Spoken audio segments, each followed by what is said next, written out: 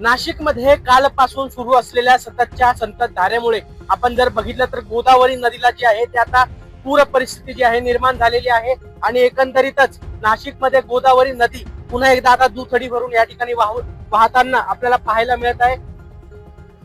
पुराचा जो इंडिकेटर समजला जाणारा दुतोंड्या मारुती आहे त्याच्या आता जवळपास छातीपर्यंत जे आहे ते पाणी आलेलं आहे आणि सततच्या धारेमुळे हे पाणी जे आहे ते आता सतत वाढत असल्याचं आपल्याला पाहायला मिळत आहे।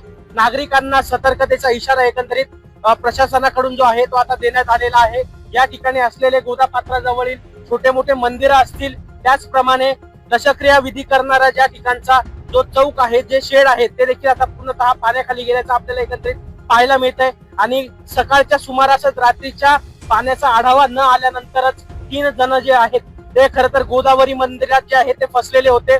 अग्निशमक दलाकडून जो आहे त्यांना सकाळी काढण्याचं जो आहे तो रेस्क्यू काम सुरू होतं, त्यानंतरच अनेक अथक प्रयत्नानंतर त्यांना बाहेर काढण्यात अग्निशमक दलाला जे आहे ते यश आलेलं आहे। आणि खरं तर आपण बघितलं तर गोदावरी नदी जी आहे ती खरं तर आता रौद्र रूप जे आहे ते तिने धारण केलेलं आहे आणि एकंदरीतच गोदावरी नदी ही आता रौद्र रूपाने वारंवार जी आहे ती पुढे सरकत आहे आणि गंगापूर धरणातून एकंदरीतच आहे 7000 क्युसेस पेक्षा जास्त विसर्ग जो आहे तो आतापर्यंत 11 वाजेपर्यंत सोडण्यात आलेला आहे।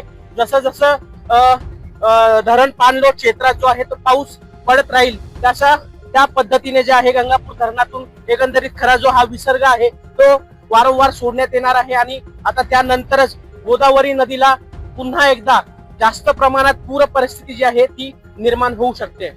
वैभव घुगे, LS मराठी, नाशिक।